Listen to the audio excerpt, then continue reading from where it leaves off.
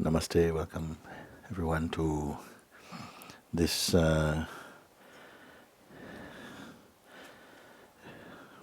we call tea satsang, chai satsang, no?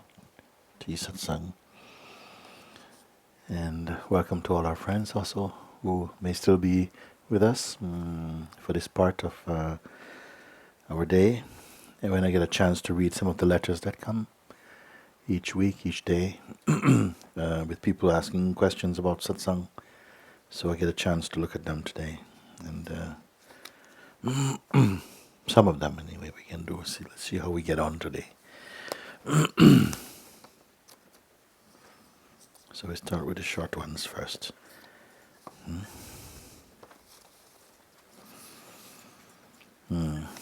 So no questions, no question, just love and gratitude. I have been watching Satsang for a few years now, and it has changed my life, yes. So much love and gratitude. Suzanne and Desuta. Suzanne. I've been watching Satsangs for a few years now, and it has changed my life. It has to change your life anyway. If you're really listening, the kind of listening that is not superficially listening to something, but just being present and open, then even without actively doing anything, so to speak, as the understanding enters into the heart, then the life changes spontaneously. And by change, what do we mean? You may still be doing the same job, living in the same place, but the way in which you will experience this will be very different. When the ego sense diminishes, life becomes beautiful. You see? So, very good, Suzanne.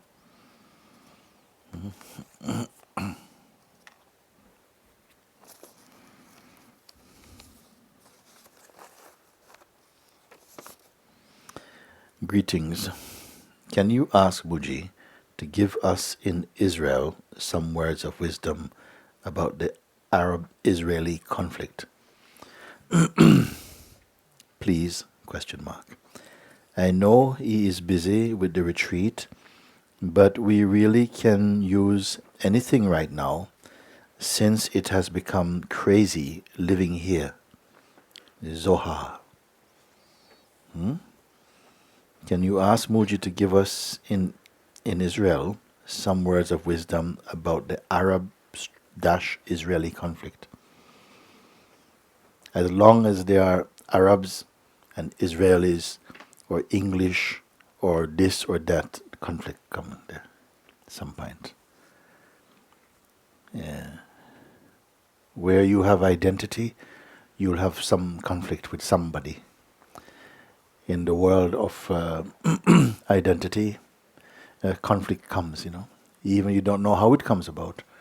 And some people have been living in some countries for years, side by side, as neighbors, helped each other, children play with each other, and out of nowhere it seems to come. Some kind of conflict, nobody knows how it came about even. They're still scratching their heads years after it goes, how did it happen, all of this? That from a seemingly peaceful community where we did not know who was one, who was Serbian, who was Christian, who was this, whatever. This conflict arose, and what terror it comes.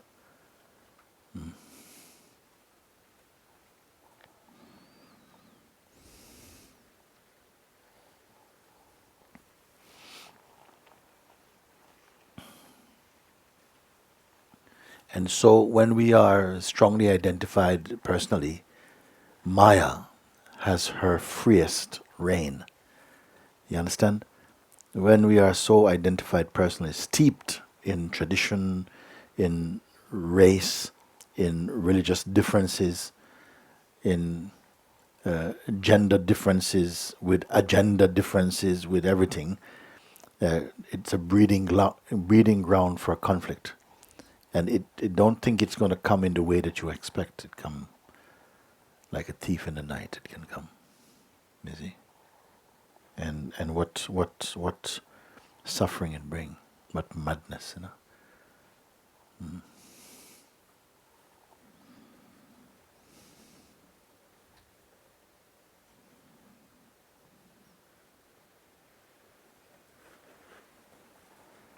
And I know he is busy with retreat, but we really can use anything right now, since it has become crazy living here.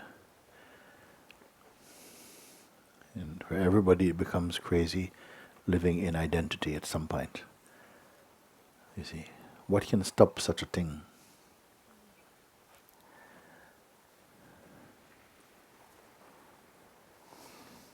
It is very difficult to talk about these things, you see,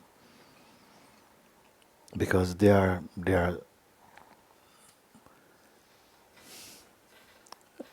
shimmering with opinions. Every party have some justifications for their outlook.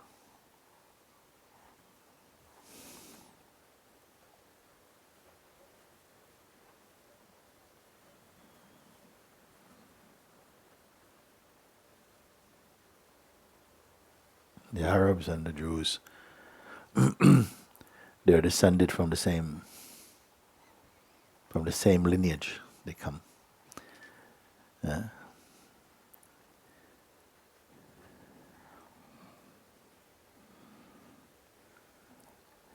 If we bring those points back, bring to the place of meeting point, we have some here, no?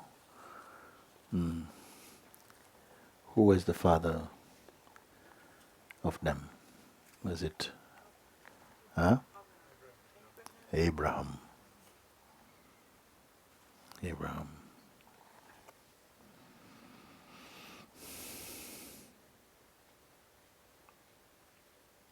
They worship the same God, come from the same background, call different names of God.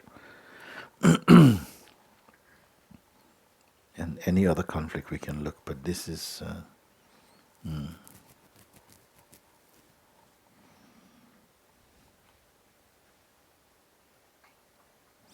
behind sometimes even the fiercest battles and brutalities. There is a hidden love there. I never get a chance to breathe, like something leaves it for last. You know? Yeah, let everything else come out first. All the vile, the bile, all of that. There's always love. Love is our deepest connection. But sometimes we have to fight somehow to clear ourselves of the debris we create through the mind. And even we, how I can talk about this thing, Can we go back as far as, can we bring it back to consciousness? Because if we stay on the level of person, of Israeli and Palestinian and this type, if we stay at this level, we cannot meet, because this is where we divide and so on. To meet in any conflict, you must go back to the root. You must come back at least to consciousness. You must come to presence. When you come to presence, then you don't have to solve things. They dissolve by themselves, in fact. But who is going to hear this thing, you see? We want to meet as politicians. Politicians cannot solve things. And perhaps the conflict it starts, go back to the original thing, is some nonsense thing. I was once watching one program on television, no? Program was called Neighbors from Hell. In England we have great programs. Anyhow, this one episode, there was these two people had to go to court. Two men had to go to court.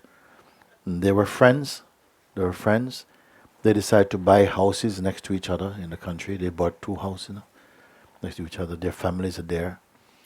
And then one of them planted a hedge with some of the trees we have here. They grow fast-growing trees because there's too much light coming and they want to plant. But he didn't talk to his neighbor about it. He planted them. And in the beginning it was kind of, hey, why you plant? Oh, no, it's okay. No. Then the plants start to grow. Then it blocks the light completely from the other men. So he came and said, listen, your plants are blocking my light from my house. But he says, yeah, but what am I to do about it? He said, but you can cut some of them, and I don't want to cut my trees, they look beautiful. Yeah, but I cannot get no light in my house. And so some little things start, and then something like this happened. And then eventually they stopped talking to each other.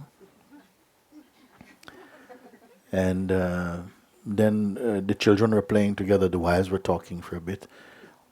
Then they told the children, don't play with these children, don't need to play over there anymore. Then the wife come in and don't want you to talk to her anymore. She's all part of it. And how dare you call my husband this? Oh, yeah, and then everybody like this, no? So eventually now this goes to court. It goes to court. After many, many years it goes to court.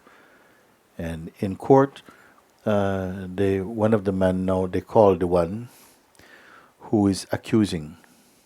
And then they ask him, they're questioning him, asking him some questions about how it started. And he kept doing like this. So he says, what, are you okay, Mrs. Yes, I'm okay. So, so how did it, who planted it, where did it planted and stuff like this? The first tree was put where? And he says, like this. And they called and they found that he couldn't remember how the conflict started. He was asking his wife how we started arguing. How did we start this thing? She couldn't remember also. Then they tried to make up some dates and he was writing them in his hand because he couldn't remember what they're fighting about. Just about the trees, but that's not where it started. And so when they asked the question, he was kind of looking to see if he could remember what it is about. But the anger was still there, but what was the reason for the anger he could not find. And this is the silliness, you see, of mind. What are you fighting about? Can you remember the time when you were not fighting, when you were best friends? Can you remember this time? You see? Because once the ego gets in there, sometimes you go to a party together at somewhat neutral place and your enemy friend gives a joke and you find yourself laughing until you remember it's my enemy. Oh, I'm not laughing. Because something has to keep something up. To lose face. I don't want to lose face. I don't want to laugh at his jokes. I don't want to let him to see me being happy next to him. This is it. And many conflicts, if you look into the root of them again, it's some nonsense thing. Not all, but... And also, they lose the power to say, I'm sorry, or I made mistake. I was too harsh. They can't say. And one of the most beautiful things is when you can say, I made mistake, I am sorry, please forgive me. It's one of the most powerful things you can say.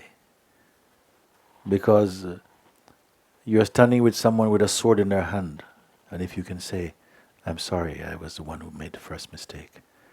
The sword can become a bunch of flowers very quickly.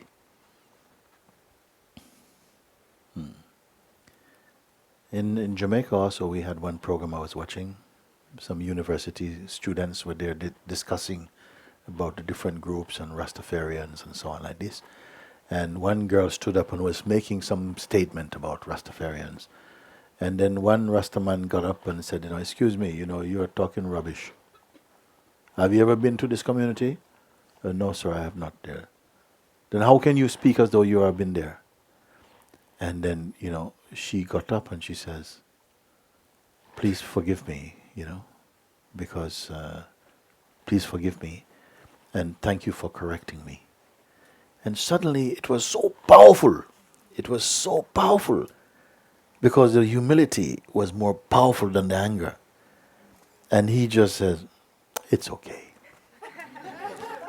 You're young, he said like this. But the anger had changed, you see. It doesn't grow. And when you have pride, people say, no, it wasn't, I said this, I've been there, and I haven't been there. No, okay, my brother's been there. And like this, it happened like that. If you are able to say and to admit, I was wrong about this. Yes, I spoke too quickly, I judged you, and I'm sorry. Please forgive me. touch their feet. Please forgive me. Uncle, please forgive me.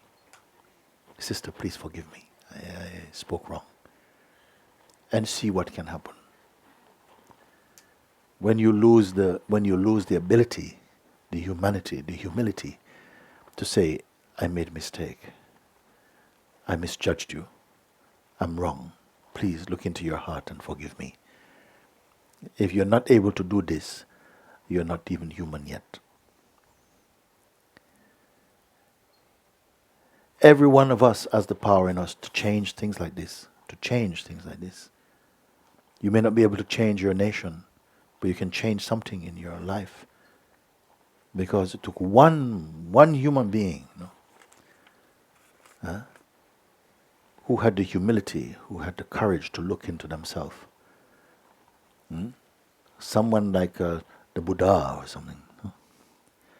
And because of what they look and the light that shone out of their own insights, then thousands of years later, human beings who are just born now are becoming Buddhists, Christians, because of the power of that light. For someone who say, forgive them. Like that. So forgiveness is at the heart for me of the human greatness. To say, look, I am sorry I did this thing. I should not have done this. Sometimes that will work more powerfully than 100 politicians at a table.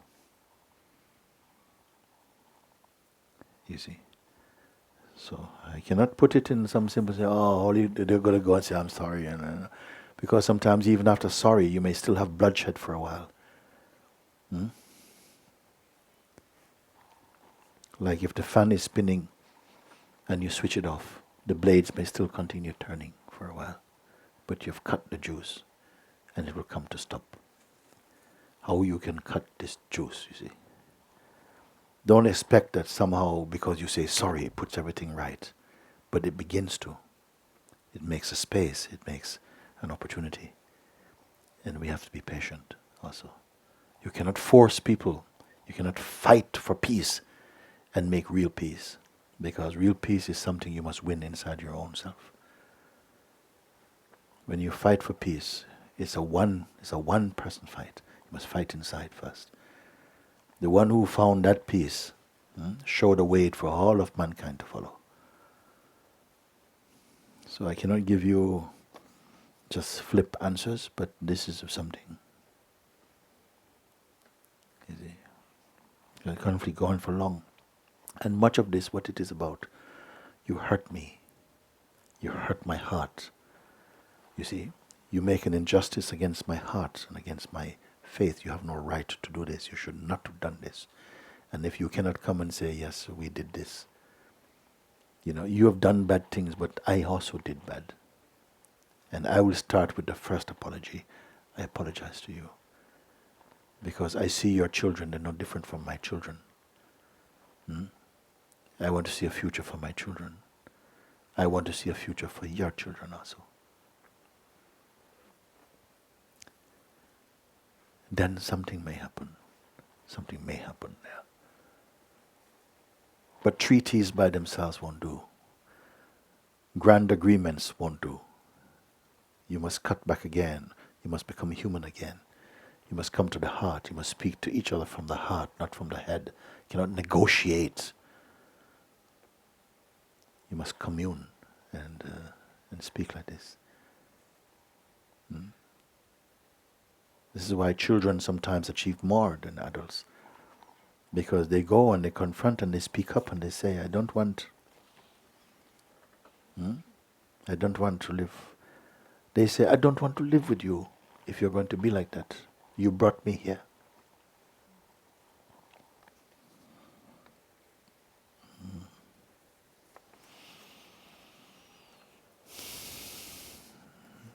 God bless both.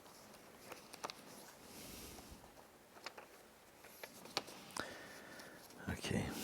Dear Mooji, tonight a thought struck me. What is effortlessly here? This was the thought. What is effortlessly here?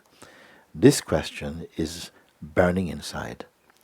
I try to stay as I am, But what an effort for a person to do this. It cannot be done. It's like the cow that wants so much to jump over the moon, but stay as a cow. Isn't that impossible? Should I stay with that question? Because what to hold on to when the one who inquires itself is exposed? Thank you for this burning, Claudia from Germany. You see? The question come, this thought arose, what here is effortless? What is effortless inside here? And this question now begins to burn.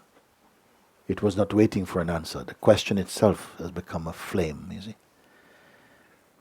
Now she say, I try to stay as the I am, but what an effort for a person to do this, yes. And it cannot be done. A person cannot do it. Meaning if you identify, you didn't start being a person. You didn't start being a person. You learned to be a person. And now when you call yourself, you start from being a person. You see, you say, I try to stay as I am, but what an effort for a person. Who told you you're a person?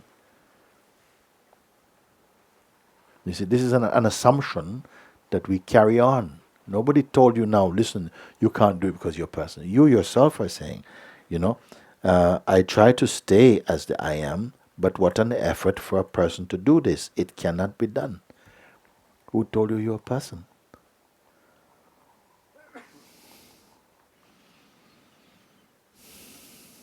It's like a cow that wants so much to jump over the moon, but stay as a cow. Yes, the cow wants to jump over the moon. And then he looks at his body and says, no, I can't jump over the moon. So in that moment, looks at his body, became a cow. And his cow consciousness says, you can't jump over the moon. You see? Something else has to happen.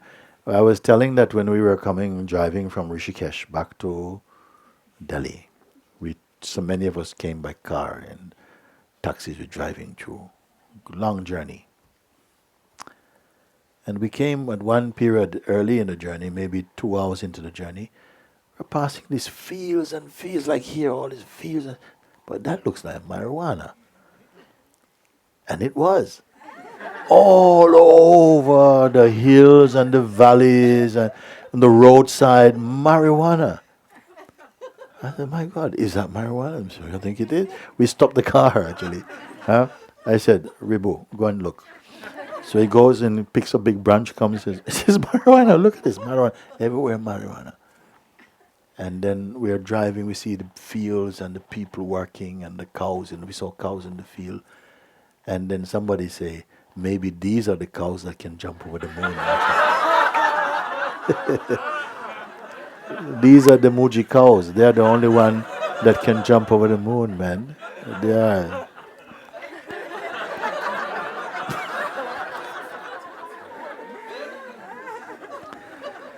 Yes, so it's like the cow that wants so much to jump over the moon, but stays as a cow. Yes, it is a cow. Cow consciousness. Isn't that impossible? Yes, it is. So should I stay with that question? With what question? What is effortlessly here? Because what to hold on to when the one who inquires itself is exposed? As what? You don't say. The one who is inquiring is itself exposed, but as what exposed? As what? You must say, is exposed as what? As itself also just another idea. Then you can say the sentence is complete, you see. Thank you for this burning. The burning will help you to see this.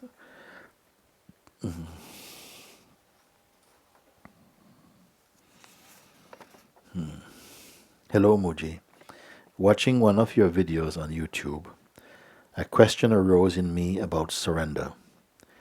Does surrendering needs a form to be helpful? A form like taking action or continuing the act of living like before, yet maybe with a different mindset. I find my mind and body often waiting for nothing. The mind likes to call this waiting surrender. yet now doubts it. Thank you anyway for all the answers already online. With regards, Jan. Jan, Jan is a female or male name?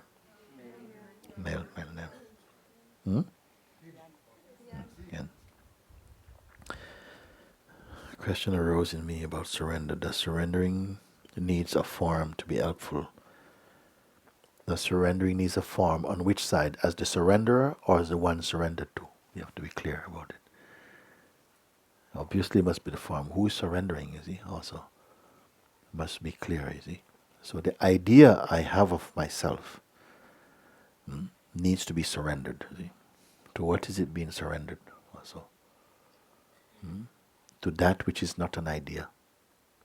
The idea of who I believe I am must be surrendered, you see. And to whom will it be surrendered? It must be to something which itself is not an idea. So a form like taking action or continuing to act, the act of living like before, but maybe with a different mindset. It's not, you cannot control. Surrender and control are not the same thing. You cannot work it out. When you surrender, you just show up and you collapse right there. Something drop right there. You don't negotiate a surrender. Sign a contract. Look, I will surrender on this point. No, the gun is there. Surrender, something drop. Or some slow cook surrender that you try and each time something is not working and then something lets go of it. You may call that a kind of surrender. I find my mind and body often waiting for nothing. I don't think the body is waiting. The body does not have the concept of waiting or patience or impatience. This is the mind. Mind is doing that. The mind likes to call this waiting surrender, yet no doubt now doubts it. The mind likes to call this kind of waiting, like waiting around, like it's surrender. This is clever. You're just waiting, just kind of waiting, but it's not really waiting. Maybe kind of laziness, just waiting. It doesn't really believe. Nothing is coming from this waiting, because the self cannot be late. If you're waiting for the self, it's not that the self is late. Because it is timeless. How can the timeless be late? So the one who is waiting, already late. Everybody is late. Because if you think you're already late, meaning that you're in the past, you're always thinking to do something, so you don't even catch up to the present.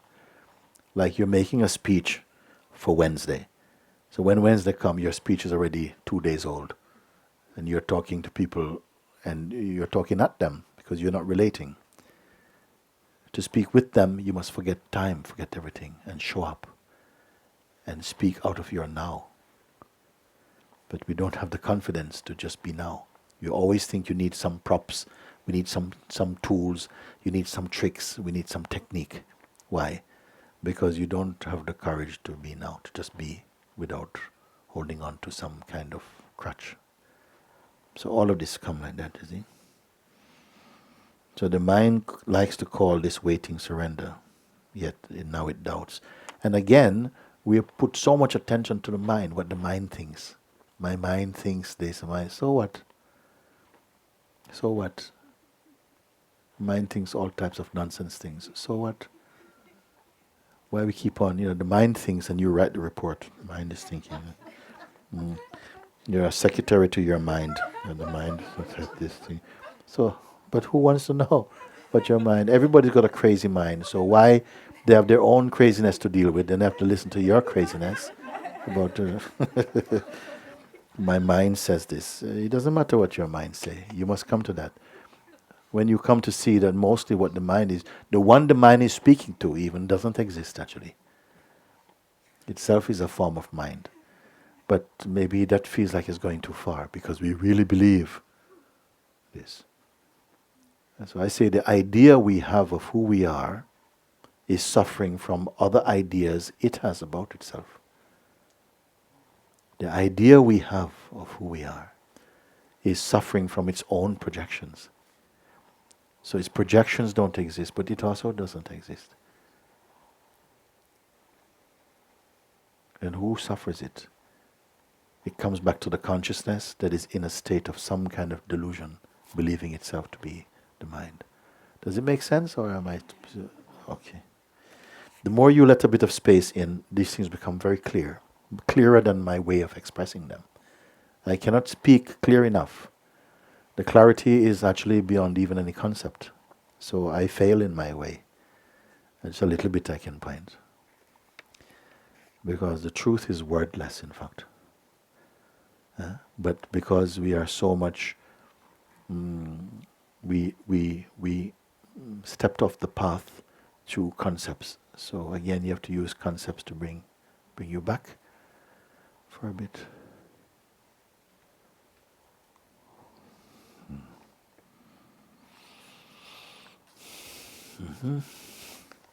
Beloved Mooji, I am deeply grateful for everything you are doing, and especially for our meeting in Rishikesh.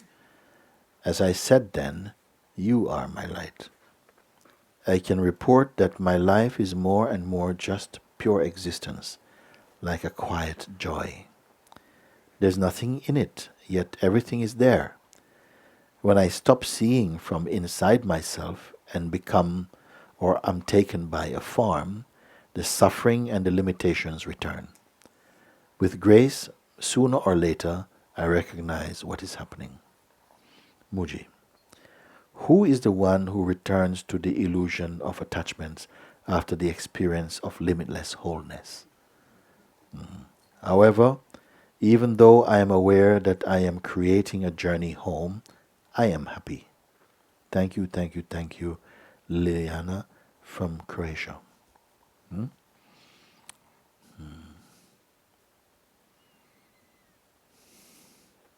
I can report that my life is more and more just pure existence, like a quiet joy. There is nothing in it, yet everything is there. When I stop seeing from inside myself and become or am taken by a form, the suffering and limitations return. With grace, sooner or later, I recognize what is happening. This is the same many people can say, no?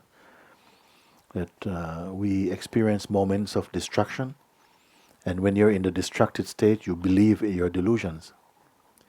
When you believe in the illusions, they become delusions for you.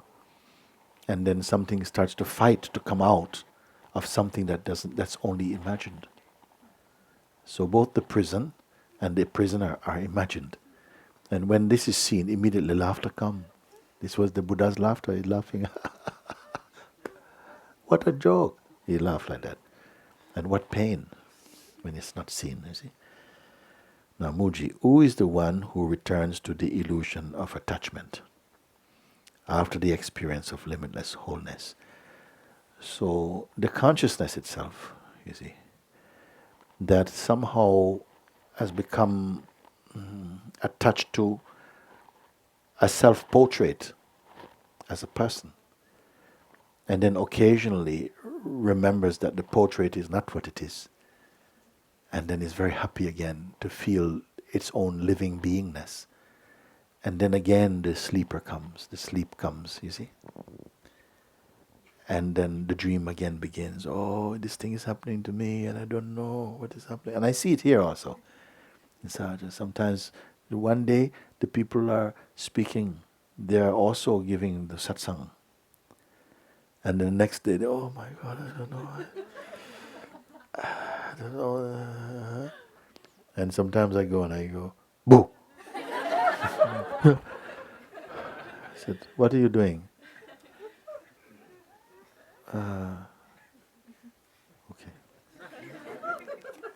Okay. Sometimes, again, falling into sleep, sleepwalking, sleep talking, like that. You see? And it takes time for this sleep to wear off, because it's an old sleep. It's an old sleep. I say the ways of the mind are ancient ways, but you are timeless. You remember that. You see? When you remember then what the dream is, it's not significant. It's only because you give it the label of significance that it takes on some potency. Otherwise, it has no power. So who is the one who returns to the illusion of attachment after the experience of limitless wholeness? So then limitless wholeness is, you can say, is an experience. Did you step away as the experiencer?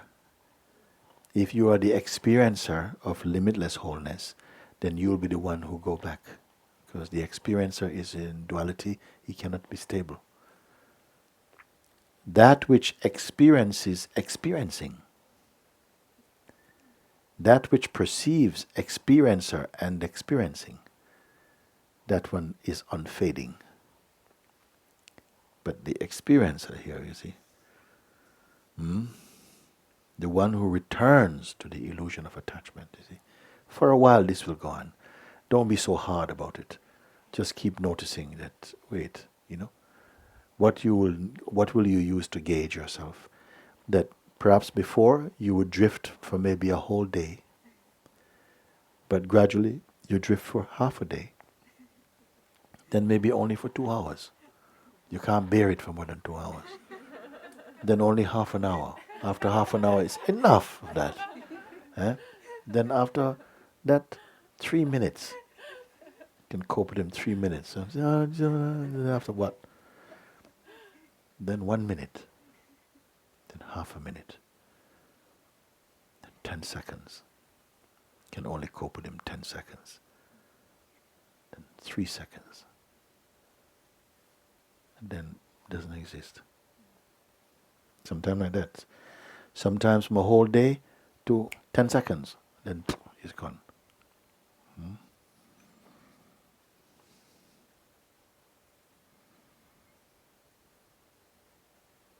And don't make anniversaries out of your delusions.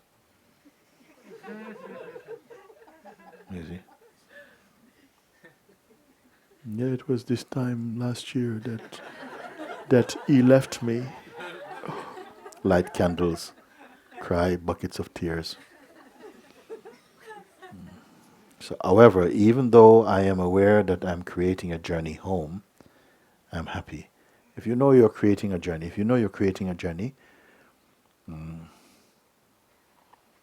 you must also know you are the destination. If you know your destination, then even the sense of a journey is not deep. It's just life is flowing. You can call it a journey or not, doesn't matter. If you know you are, all these things, they just merge into isness. Isness, Thank you, Liliana from Croatia. Very good. Dearest Mooji, you have been a lifeline to me in the past few weeks since I started to watch your YouTube videos. It's been my daily bread. I am deeply grateful to finally find a way to directly discover that which both penetrates all phenomenon and yet is completely outside of it. However, I am also discovering the myriad ways in which the personhood infiltrates even these observations, experiences, and wants to take credit for it. So the ego wants to sign the check, basically. The ego says, yeah, but we did very well. We did very, I now got it now. Now things are becoming much more easy for me. And yes, something is aware of this. This is the point here. No?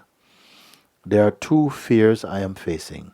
One is the ego being consumed by this power of seeing. So that is seen as a fear.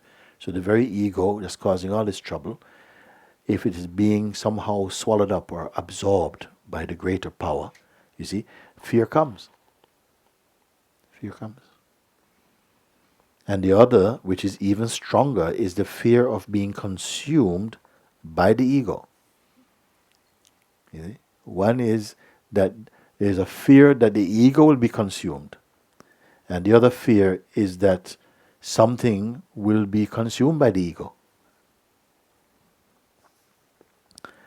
How not to get lost in the trance of thought and habit?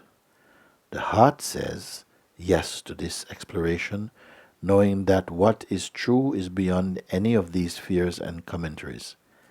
I pray for guidance, support, and true strength to be able to embody what is true. This is my deepest wish. I bow at your feet in my heart with deep gratitude and love. Susanna. Susanna. Susanna. There are two fears I'm facing. One is the ego being consumed by this power of seeing. So one is the ego being swallowed up by the power of your own seeing. It's going to swallow up the little self, or the idea of the little me. My life with its histories and my connections and my relationships might get swallowed up, you see, by this greater seeing, by the true. And the second one, which is even stronger than being swallowed up by the light, is to be swallowed up by the ego. So who is this one now? You see, it's almost a mind twister. I'm afraid to be, something is afraid to be swallowed up by the light. So if you're afraid to be swallowed up by the light, then you choose your own egoic life.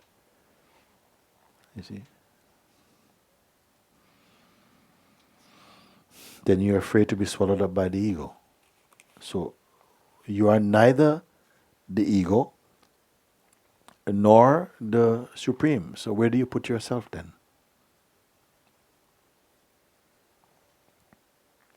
This comes because you think too much. Too much thinking, I think this, I think that, you see. And thinking goes into these complexities. And you have to know when to drop them. It's nonsense. I'm straining even to remember what I said.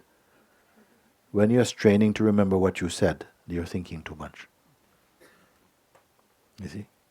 Or you might bite your tongue. And then someone, you're thinking too much. Or talking too much. Or eating too much. So, I know that one. Beloved Guruji, since I came from Monte Sahaja, I have been feeling your presence so strongly. Everywhere I go, I can see that nothing in this world belongs to me.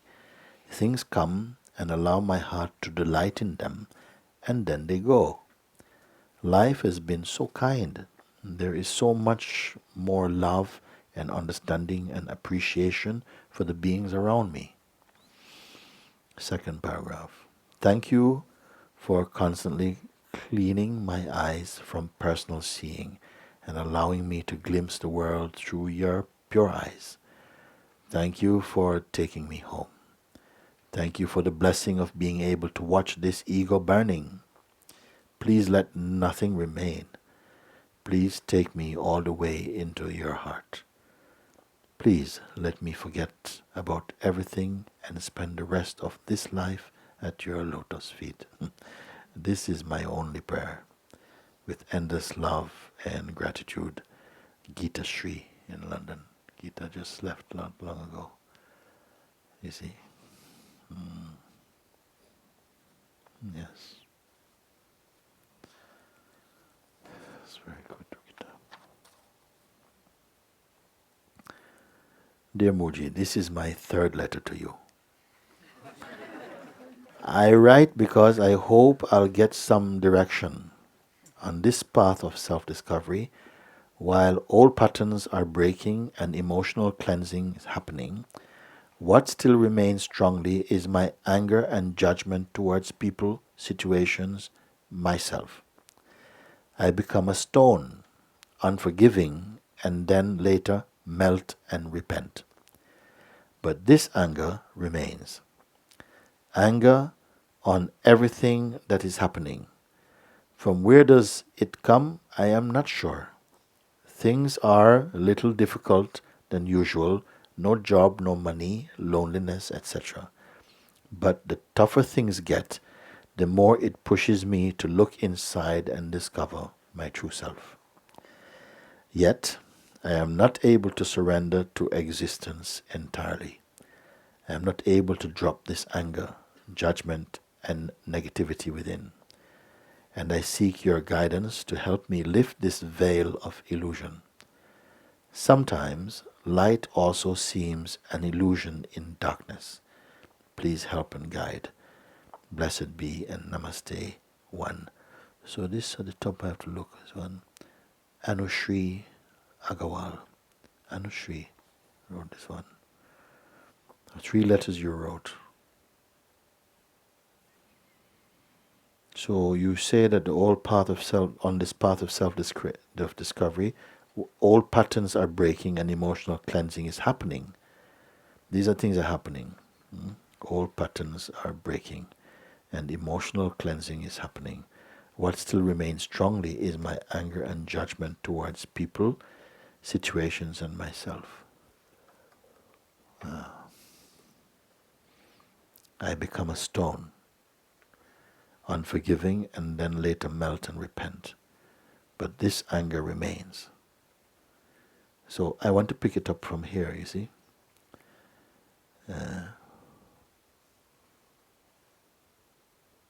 You are the one who is aware of these things. I don't know if you can follow this. Anybody can follow.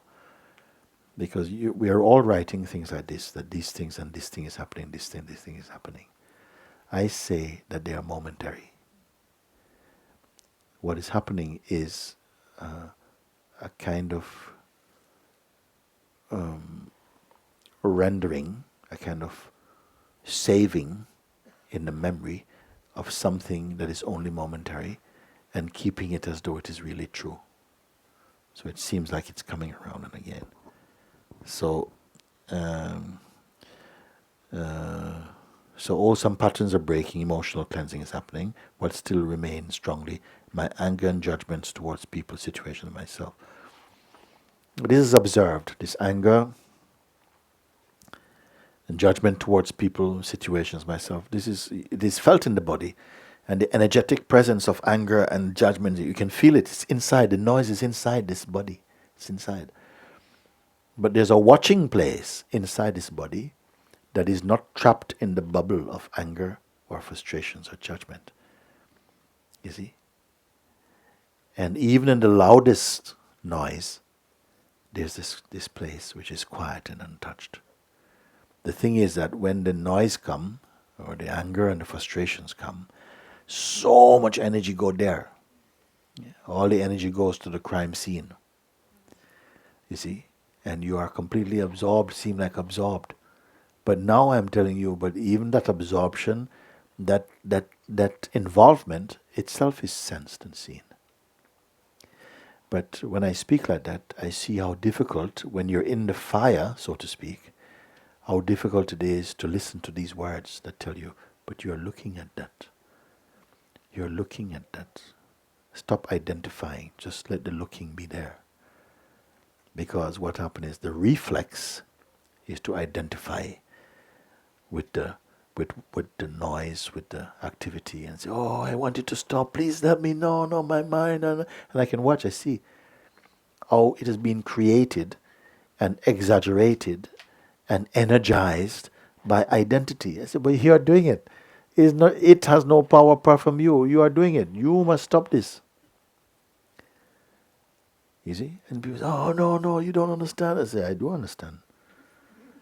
You are doing it. And you want people to believe that it's doing itself.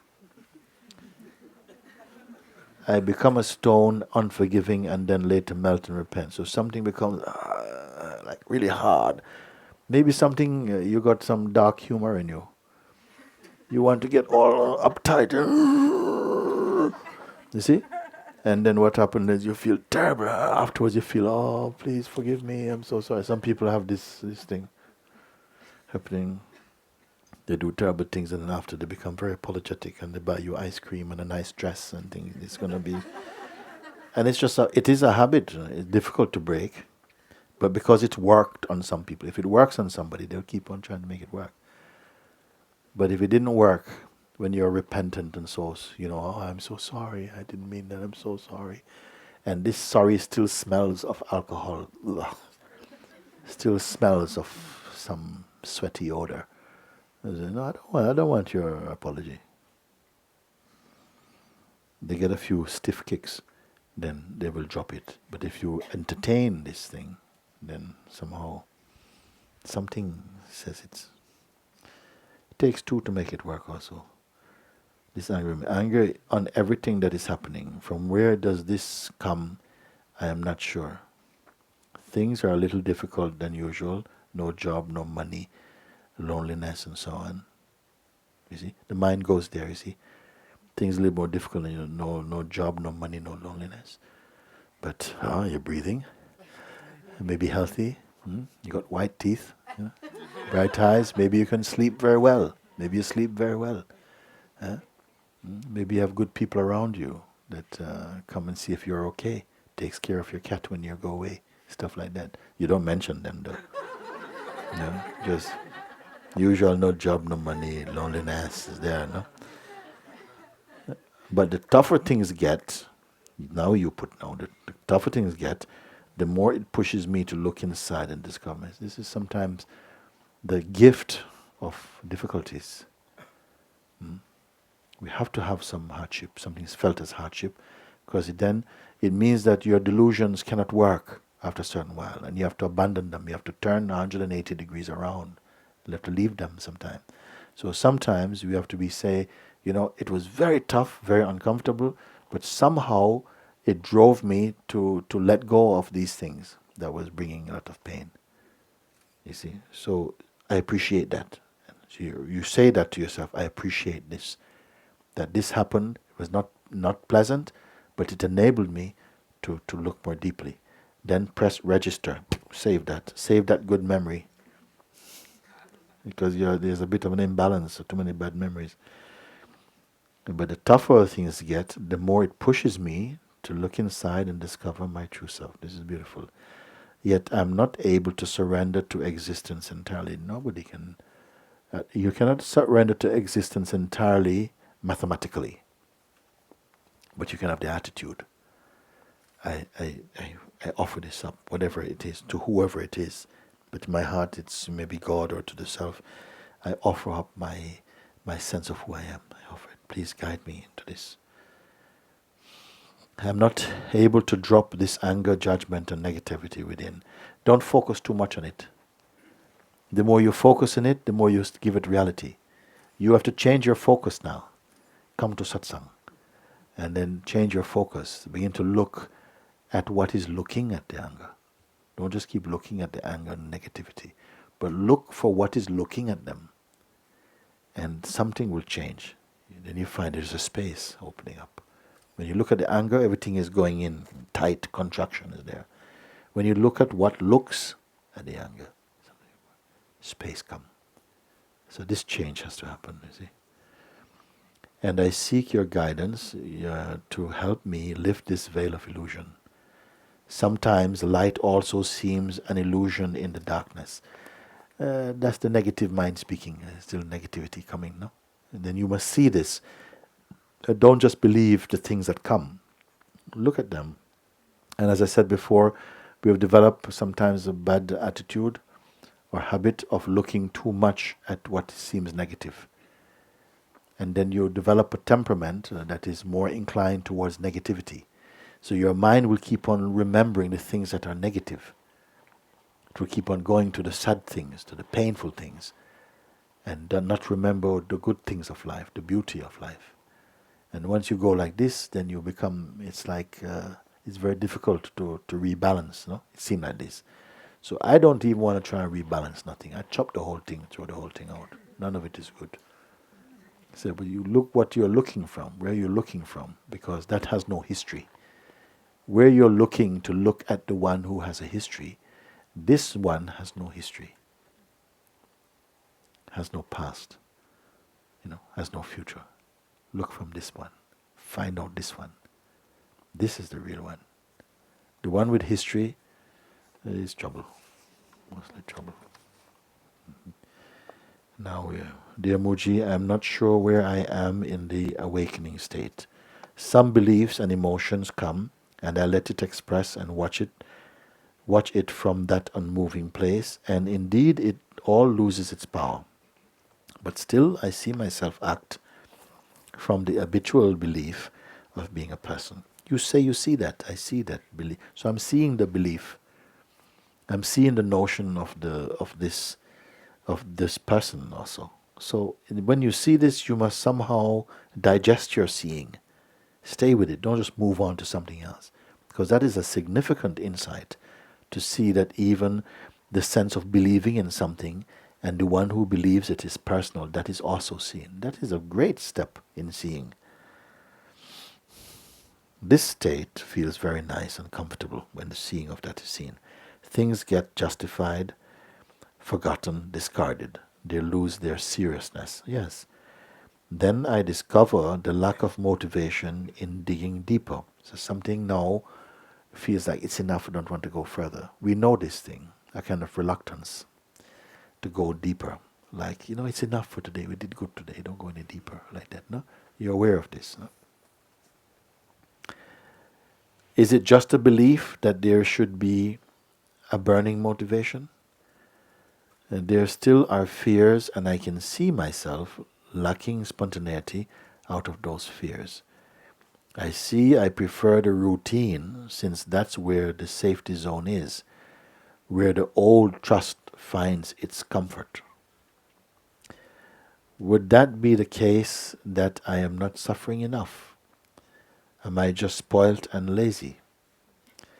And if so, is it possible to awaken in a cozy and happy way without desperation? With love, Ella from Poland. Too much. Lack of motivation, digging deeper. I discover lack of motivation.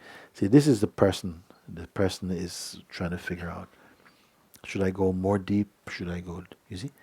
You must begin to distinguish and discern between when the person is speaking in you and when something is coming from presence. We must discern the difference between yourself and your mind.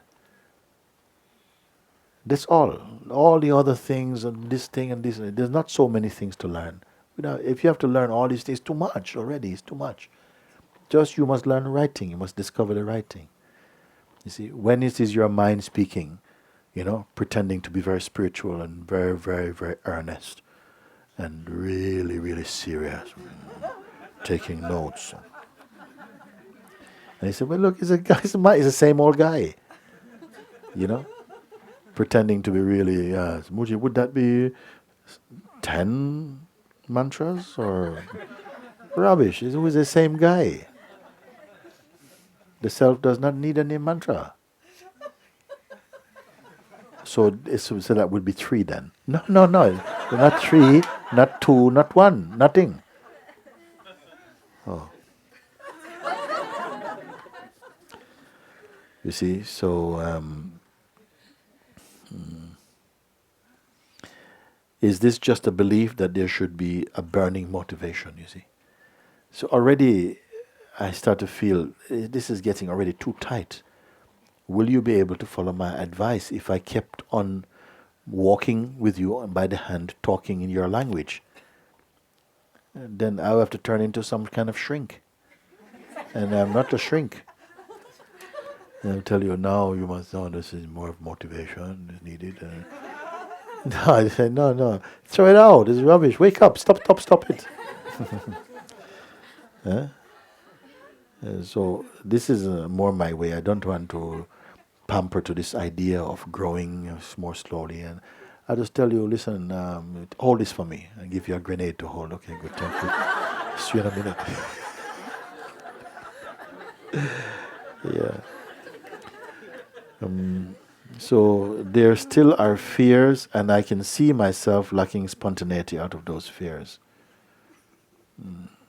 I prefer the routine, since that's where the safety zone is. There's no safety zone. Where the old trust finds its comfort. So all of this, you see, I wouldn't even bother to throw everything in the fire, and you also. Huh? And something will come out of this fire clean. Because if you listen and you identify with this, you think, oh, Mooji, why? Please, don't. Take it easy. Have compassion for this person and so on. I said, no. Real compassion, throw you in the fire. Huh?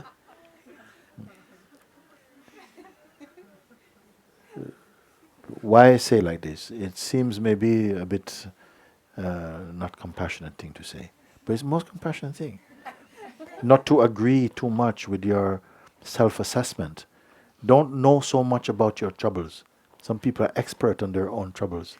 This thing is happening, and then after they... No, I said, no, through the whole thing is nothing of it is good. And this is what I mean, like this. Would that be the case that I am not suffering enough? You see, I'm not suffering enough. I am just spoilt and lazy. So this is all the minds. You see, can you see now what I'm speaking? How it keeps going more and more. Is it more I'm spoilt and maybe I'm lazy and not good? You know, maybe I should have brought up in more of a religious home, maybe. And, it's going there. And if so, he goes on, is that possible to awaken in a cozy and happy way without desperate? See, sorry, too much. Oh my God, you're thinking. You see? So when I say like this, it's for you. I say, don't follow this trail of thinking. You know? Because there's some people, they sit down and they go through and they underline things with a ruler sometimes. Underline.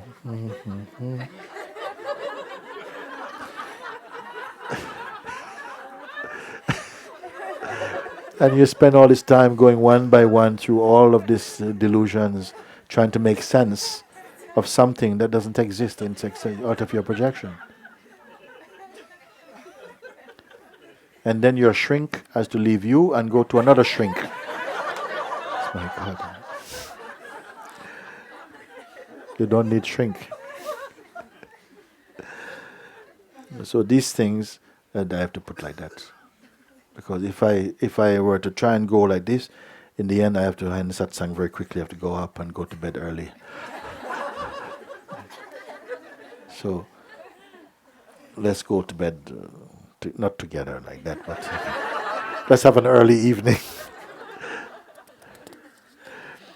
Okay, dear Mooji, this person met you through grace on the internet on February/March and was in the silent retreat in May/June.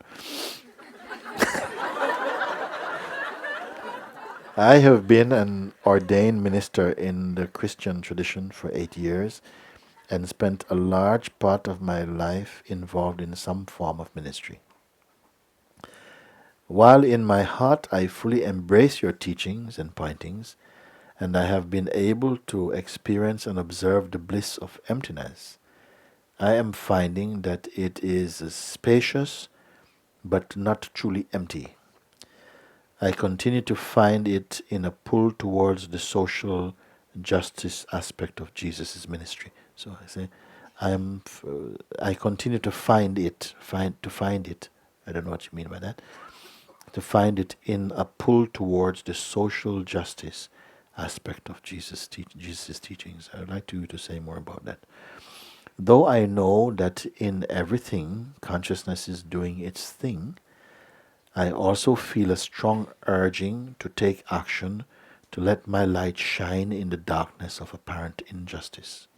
I say apparent because I am aware that my seeing is limited. Please share with me how you interpret or understand this place where I find myself.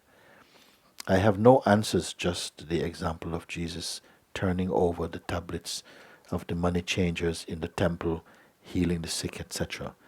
So may grace and peace continue to be with you, Sherry. A nice letter. Nice letter. Okay, so now the sense I'm getting, Sherry, is that you've been pointed to something and you begin to experience the spaciousness of consciousness, but something feels not entirely empty, is what you say here. So you continue to find a pull towards the social justice aspect of Jesus in ministry. So you are touched by the expressions in according to the four Gospels, Matthew, Mark, Luke, and John, which talks about the life of Christ and so on. And particularly when Jesus acts in response to social injustices or unfairness. For instance, you gave an example of Jesus turning over the tables in the marketplace, because what had happened is that he had spent a lot of time as a child in the temples, in the synagogues, talking to older people, and they were very touched by the wisdom of this little boy. He grew up in this environment, had a great love and a respect for the synagogue and like these temples. And so one time they were having flea market in the temple. Having flea market, car boot sale, not cars then, okay, flea market. And he went, and then he was outraged by this act of irreverence, because for him this is a house of God. And he saw them, selling things and all kind of stuff there, and he felt outraged by that. And so he actually went and he started to turn over the tables. He didn't go, sweet little Jesus, and says, "Guys, excuse me, would you mind not being in the temple, please?" No, he was very truly angry, and he kicked the tables and he took a whip and started to beat some of the people, And I like this aspect of Jesus also. You see? That he was not just, sorry, very nice. No, he said, "I'm angry." And they're jumping all over the place like this. Because that was what was spontaneous and necessary in that moment. He did not plan that, it happened like this, express that. And you like this type of expression, so because you outlined that, you see. And when he was healing the sick and so on, that was not his chief ministry, was not about healing the sick and so on. But that happened as well too, out of the compassion that consciousness expressed in the life of Christ, or you want to say God expressed in the life of Christ, this kind of compassionate way, this loving way that is part of the fragrance of Christianity also, you see. So Jesus' life demonstrates that, and he was very spontaneous, very intuitive, you see.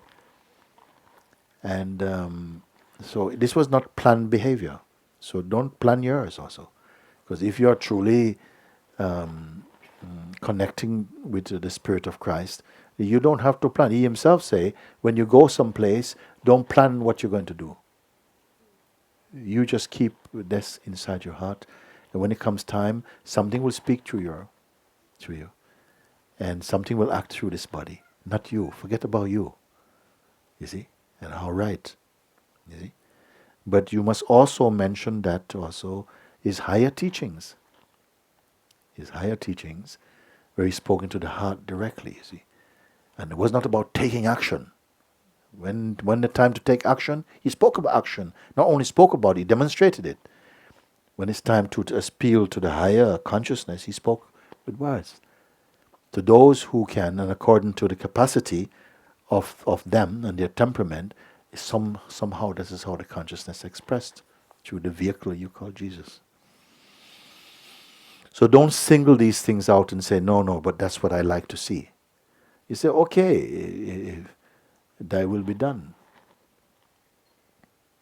That thy will be done. And so you just go to the truth and absorb. I don't close anybody, you must be like this. No, you come to this. And in being in this, then you stop setting, you don't need any maps for your life anymore. Somehow your life is you, and your life, everything has been expressed spontaneously. Because also, he also spoke to one priest who liked him, and he said, "Feel the wind. You don't know where it's coming from or where it is going. It is the same with someone who is moving by the Spirit of God." See? They're unpredictable, you never know what. So predictability is not really the fragrance of freedom. That is kind of somehow to do with conditioning. When you're born of the Spirit, then somehow something is moving here, and it's always beautiful, its fragrance is always beautiful. Whether it is strong or smooth or quiet, it is always carrying this fragrance of true. You see?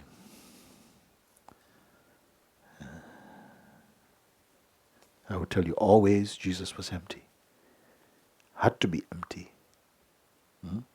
Yet on the surface, actions taking place. Because that was how the life was made to be shared. In the life of Krishna or of Rama or of the Buddha or of Ramana Maharishi or of Punjaji, everything is as that life, that body was made for that expression. Let it be expressed. Don't try to be the Buddha, don't try to be, no, just be and let the God power flow through this body. See? Almost there now. Beloved Mooji, thank you for your love and guidance deep from my heart.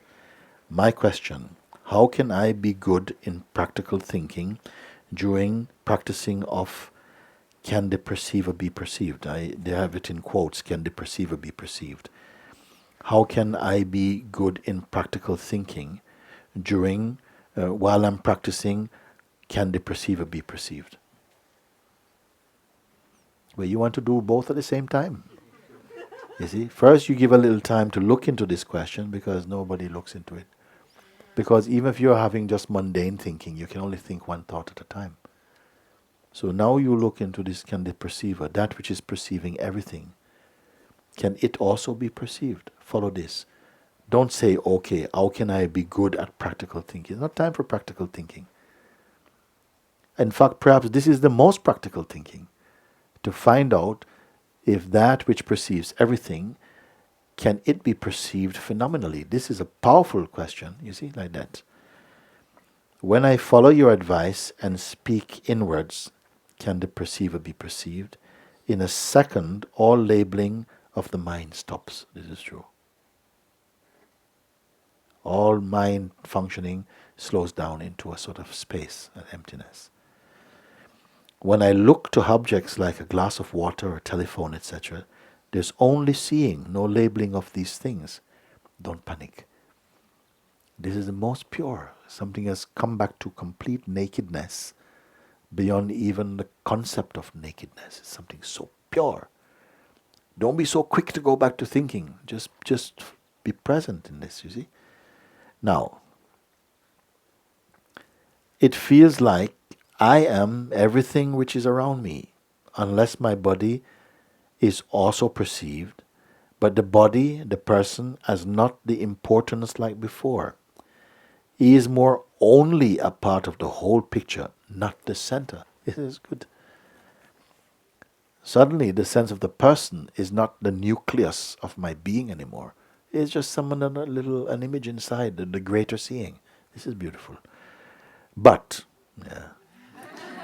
during my work with people as a manager, this brings me out of the possibility to react or to act in some cases, or to decide which conception of two is the best, because in this moments these things are not important for me, but it is important for my team members to have a decision from me. This is good.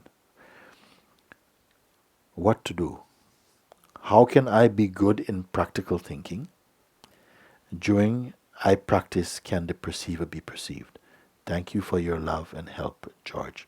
Okay, so first thing, you put these two things together. They don't go together in the way that you're thinking.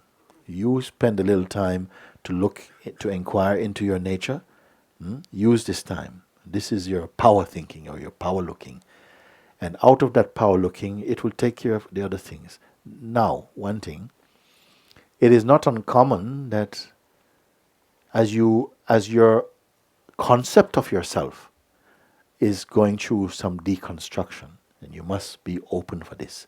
There's no other way for me to say it. I don't want to give you some sort of fancy thing. You may find for a while, because there's a changing over of power from person to presence. But are you ready for that?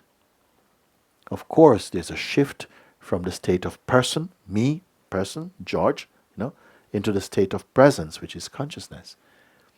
And in this changing over, sometimes your behavior is a bit strange for a little bit. Like sometimes people come to Satsang and they go home without their shoes or something like this. It has happened. You see, in London, you go without shoes. They must have had a pair of slippers or something. Whatever. Or you forget your key, or somebody go home after satsang and found that their car was stolen. Call the police. The police is looking. They found the car, and guess what? They had driven the car to satsang, and then came out and thought that they got the bus there. Took a bus home, looked for the car where it was obviously not still at satsang, reported it stolen. So I have to admit, these things do happen a little bit for some people, okay? But is it worth to not have these happen, huh? And to miss discovering your eternal nature? Or to have a little bit of idiosyncrasy, some strangeness happen for a little bit, and then somehow things come back into a new focus. So if you want to have a nice, tight, controlled, crisp life, no mistakes, then have you seen people who try to not make any mistakes? They are the most clumsy people in the whole world. They walk out in front of buses and stuff, huh? And because they're super careful. You don't want to be like that. So this sense, the mind is introducing, how can I be good in practical thinking during, and I would say during, I have got to take it in the best light, that not actually at the same time thinking perhaps. Then gradually you'll come to see that that understanding of can the perceiver be perceived permeates all your actions after a while. But when you're actually doing what you may say, the exercise or the introspection, you must sit for a little bit until somehow it becomes very clear inside your heart. You see? What to do? How can I be a good in practical thinking? So what he's asking, George, is I'm a manager and I am responsible for a certain number of people in my team. But because I'm practicing this, can the observer be observed? Can the perceiver be perceived? No? Which is one of the most direct and most powerful and most potent spiritual exercises, because it's so direct and so immediate. And the impact of this seeing is so powerful, you see, that it may create some earthquake in your life for a little bit. But I'm a manager, I'm managing people. And I have to give them decisions, I have to tell them what to do. And then sometimes I don't feel anything at all about it. You see? What should we do, George? Should we move this over here or then? Or George is, I don't know. I don't think you're like that because I don't know. But somehow not responding as the usual George, the George the person.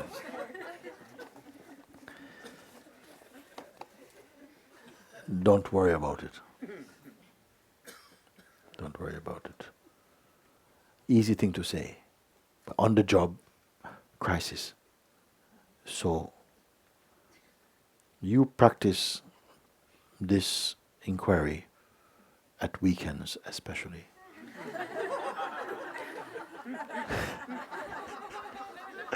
And when and then maybe at the end of the day when you finish you can do a bit, then go to bed. But don't do it at work. But it might creep in somehow into your work thing. Just somehow it works out. Just remember, you are discovering your universal truth and self. So if there's a few little casualties along the way,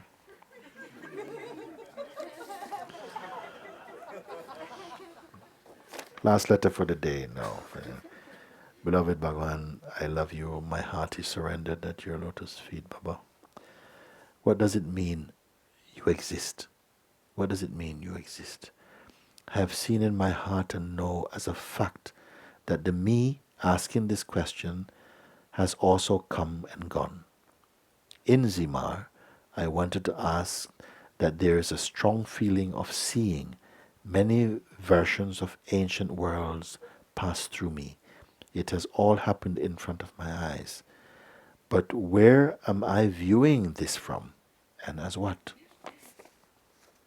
In this body, consciousness identifies with everything the senses pick up in the waking state, and sometimes turns into dreams in sleeping state. Since Zimar, many of you know Zimar is a place we have retreats here in Portugal often. Since Zimar, I am unsettled in my job, my flat, all the fears arising from being bound and tied to these, and they are part of this misidentification. I see all this in my heart. Still, I get absorbed in the fears, and still I cry because I feel bound. But the answer is still not clear. I am seeing all this, but where am I seeing from? Where and as what do I exist? From where am I looking from at both not getting affected and feeling bound by it? Please help, Baba. I love you forever, and since forever yours, Mahima, in Canada. Okay. The real question, I'm seeing all of this, but where am I seeing from? Is that the right question? I'm seeing all of this, but where am I seeing from? This is not the first question you should ask. Who am I who is seeing all of this? It is already the fact is that this is seen. All this is being seen. What is seeing it? Can what is seeing all this, can that be seen? It's connected to the last questioner. That which is seeing everything.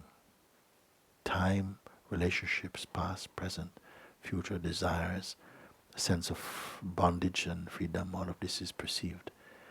The perceiver of this, is it an entity? Is it something tangible? Now I'm bringing the question out here. Is there a perceiver that is tangible that we can identify? That perceiver was a male or female? Is the perceiver, does it have a size? Does it have a shape?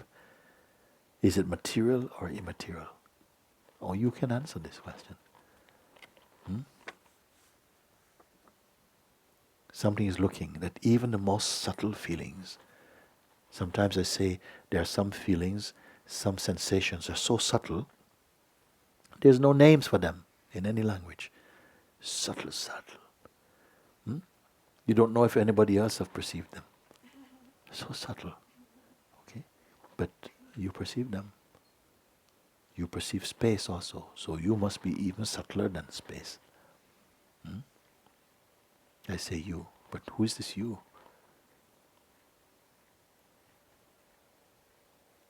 Don't give this question to your mind. That's already too slow. Because even giving the question to the mind is seen.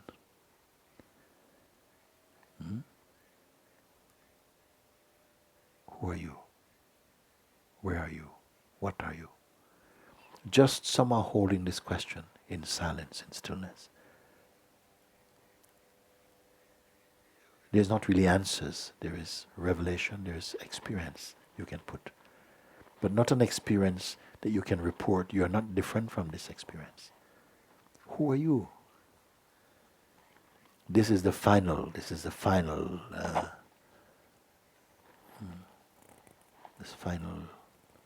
function of grace. To put an end to the illusion that you are some object. And not to understand it intellectually with the mind or theoretically, but to know it so profoundly and not to be separate from that knowing. So it's a good question to end this evening on, this one. I don't know how present you are with what I'm saying. I wish you are present with it, no? So you can look and see through the same light as I'm looking. That even all of this that's on it, it's still something I can look at.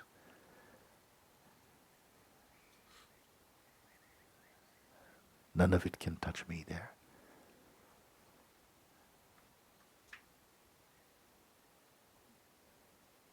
You see, just this bit.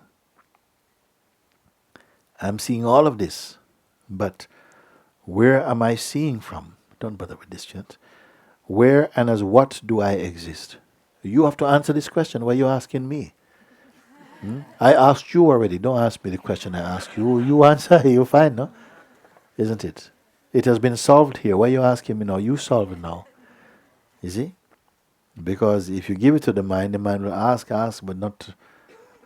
Is there an answer to this question? Not a verbal answer, not a mental answer. It will not satisfy. If some voice says, "You're the absolute,"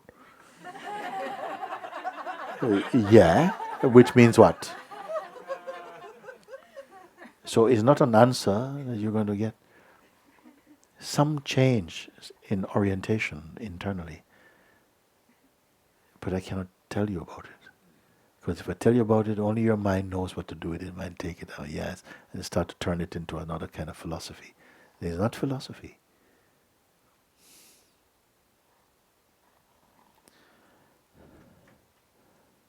From where am I looking from at both not getting affected and feeling bound by it?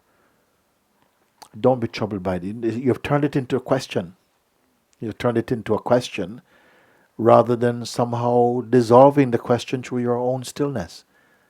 You're still keeping the question, still juggling with the question. I don't want to juggle with the question. We've been doing this for too long. Now I want to corner you. In the corner, yeah. And I've got swords. Let me see. You can't escape now. You must admit the only way you can go is to disappear. You cannot come anywhere past me now. I caught you. I caught you, yeah. So how are you going to escape my chop?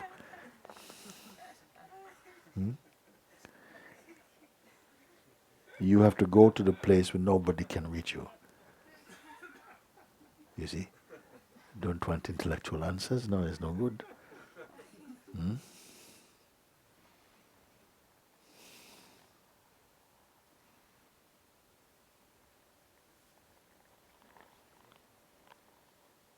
Are we going to postpone for another week?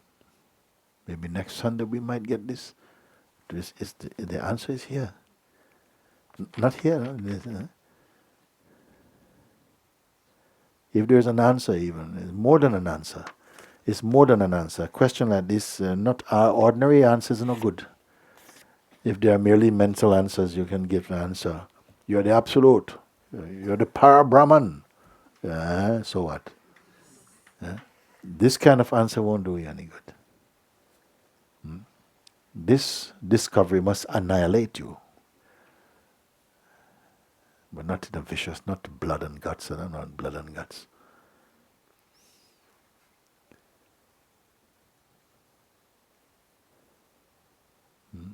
Maybe it's a strong way to put it, annihilate you. Annihilate means you don't exist in the way you think, and you only exist as the way you are.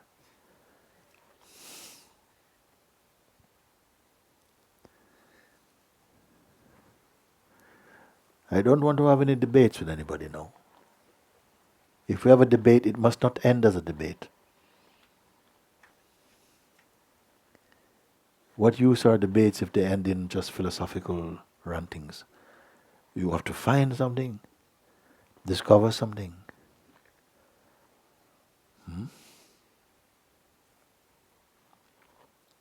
At the end of this evening, you should be completely empty. Nothing left in here. Not one big bean. Nothing left. Then you must get used to being empty. Because the mind fears emptiness, you see. Its work is always to try and make somethingness. Experience your emptiness. Because mind has a lot to say about emptiness. Look, you've lost it now. Cuckoo. Finish.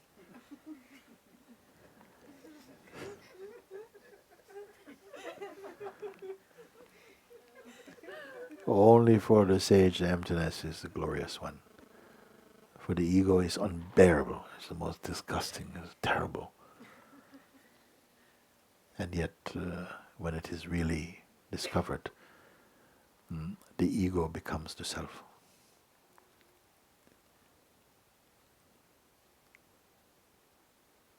The caterpillar has to become butterfly.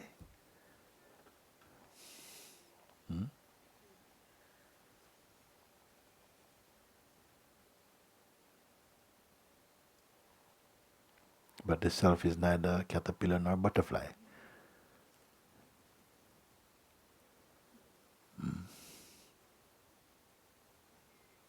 Very good.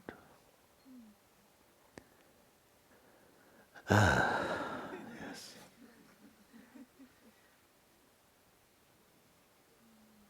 It is done.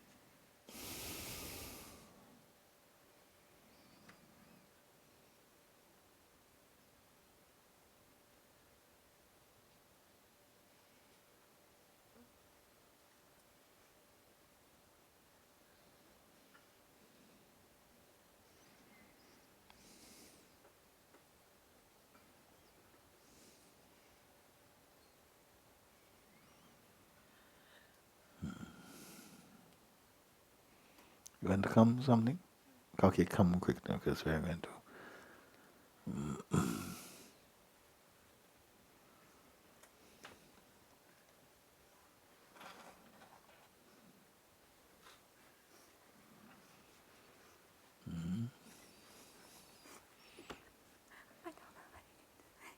You have nothing to say.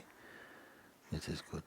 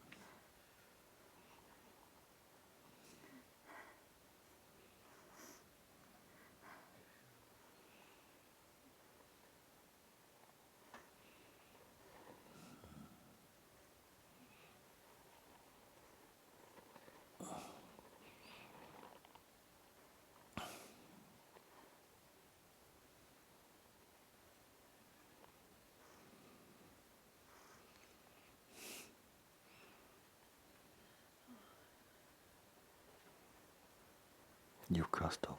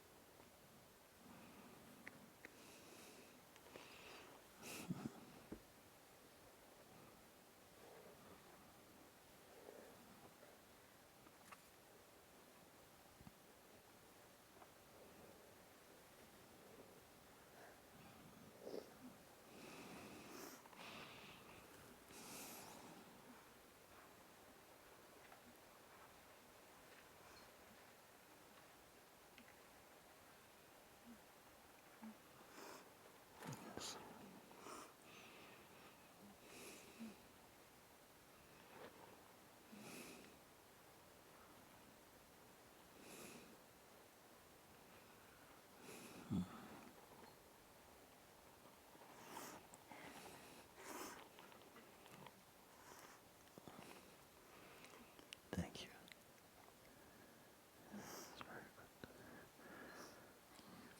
Yes.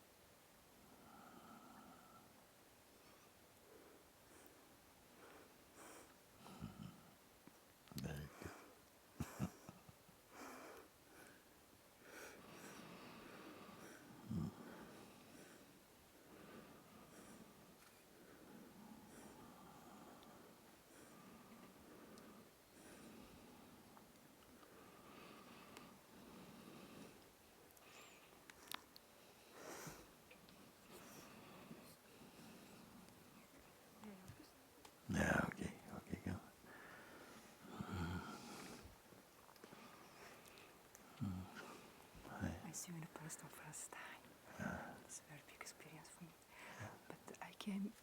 Sit and speak. No, I came from Netherlands. You may from to ask you Netherlands. something. Yeah. Can I tomorrow, please, very short, have with you personal?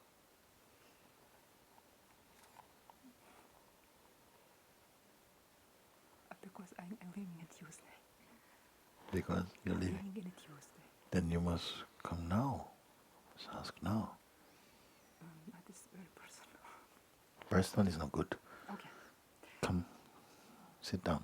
Okay.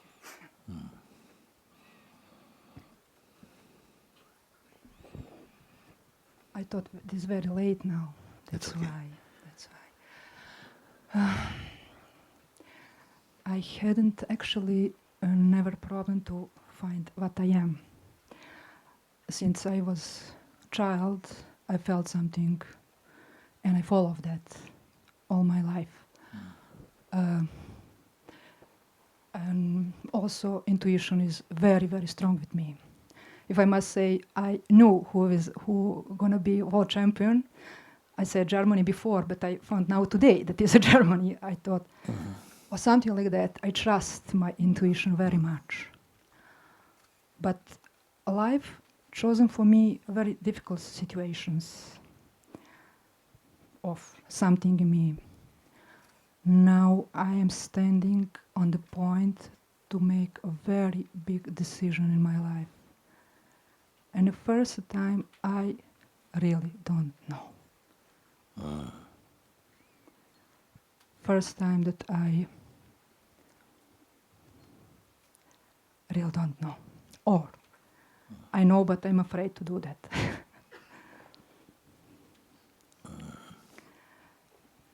Then sometime it is important that you maybe feel that, okay, if I take the first thing, I don't know. If you don't know, this is not bad that you don't know. Maybe for you always feel that you know. You find no. And sometimes you find something you don't know. It's not bad that you don't know. Then maybe you say, maybe I do know, but I don't want that. I want that, but circumstances are bigger than me in this moment. I'm very afraid how that's going to turn. Gotcha. That's I'm very afraid. Yes.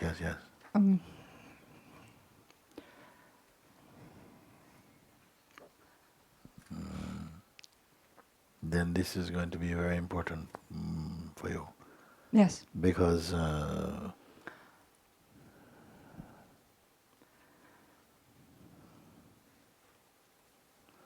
whatever it's going to be, you don't know. It is good. You will have to discover. And for once, I think maybe it's good to surrender, to not knowing, just to be. And because to feel you know, even sometimes your intuition cannot be right all the time. It cannot be right all the time because it's not what it's about. Intuition is right about something, but the something is right about sometimes is not a big deal. You see, even you mentioned you knew before who is going to win World Cup, and this is not an important thing. No, this is not important, for but instance, this was only as example. an example. Yes. But so these things not so important. Then life will put to you something that you don't know. It has to put you don't know, because through not knowing you can come to a kind of surrenderedness about it. Yes, but I know when a situation come, I know it's going to be good or going to be not good. Everyone say that's not going to be easy, but I see it is going easy or other way around. But in this situation, I really don't know. And what blocking me is another person's life, not my life, another Yes, person's but life. why should you know? What is so great about knowing? You don't have to know. Because that's going to affect my life or very serious and another person's life. Yeah. And it's out of your hands if you don't know. It is because many things we are not permitted to kind of know. It's not necessary to know. Maybe if we knew things, it make us arrogant, make us proud, thinking, I know something. It's good to not know. Myself, I don't want to know. For instance, I don't need to know. Tomorrow, this thing, what do you think is going to, I don't care, I don't know. Whatever it is going to be fine. It will serve what is. That doesn't matter, you see. You see, so it's going to affect someone. It's not in your hands actually. Also, and you say something is good or something, maybe something good, maybe something bad. It's either going to be good or bad. But these are not these are not realities in themselves. Something that is perceived to be something bad may have very many good things come out of it. We cannot, Yes, I agree. isn't it? I agree. Yes, yes. And Because something that seems initially good, wonderful, turn out to be yes, sour later on. yes, So yes. I would just say relax and trust the life. The life knows what it's doing.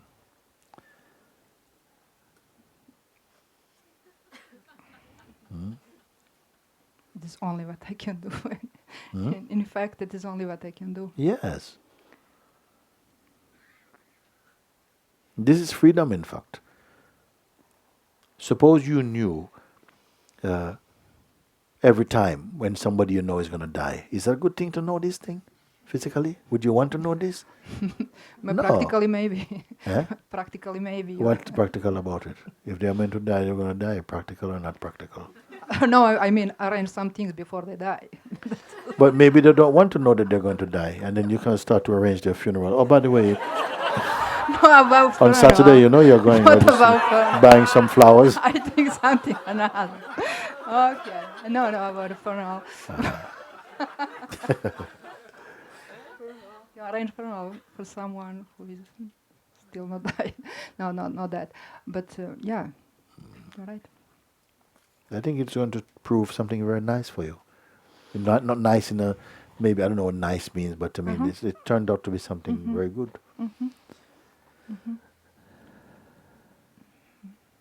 To know what is going to happen, all these happenings, they are phenomenal, meaning that they are just part of life's, what? It doesn't really have any lasting meaning or any great significance. Something happened today, you think it was a really terrible thing happened to me, and a few days you turn out to be, well, listen, that was so good that happened. So trust Clarify life. some things inside of me. Yes. And we need it. We need the shock of the unexpected also. Yes, I think deep in myself, I know that, Yeah. but I wanted to just ensure myself that I will do good things. But now I see that is, in fact, good that I don't know. Yes. Because I will grow in that process. Yes. It's okay. Yeah. It's very good not to know. And then also not to know, and then not to mind. Not to mind what happened. Not to care, but not to mind. And it's like this, it's only this, it's okay. So what about if you went like this? It's also okay. If it's what's meant was what life make. Because every move that happens in life affects many things. Many things are affected by it. Yes. How you can follow Yes. that. So many streams. I went in London one time and working, and then one day I decided I'm going to go home early. And I start to pack my things to go. I was an artist on the street. I bumped into one girl. We met, have a coffee together. If I had not had a coffee together, we would not be here now. Isn't it? I can dip into any part of my life. Look there. If that, I would not be here now. You would not be here. I could not be looking in your eyes in this moment. Why should I need to know? I don't need to know anything at all. Let it play. You see? Because if you were determining things, we would make such a big mess of it. We don't know. Everything is fresh, everything is new, unexpected, alive. And you are left without the responsibility for it. Without the responsibility. Yes, but if you start to feel, I know, I could have stopped this, you see? Yes, I could have prevented this, and you didn't prevent it.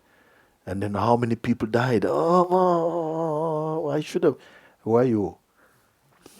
This is good not to know. And then when something is to know, the consciousness brings it and reveals it inside. Okay. And it's not a decision then.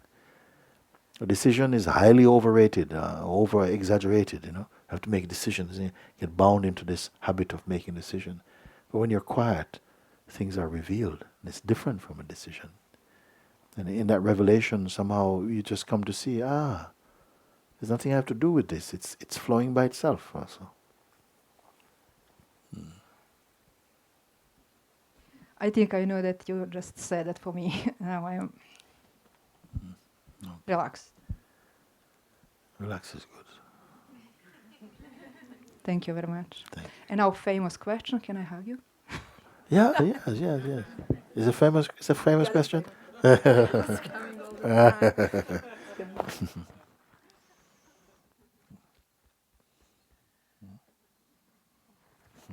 Did you know I was going to say yes?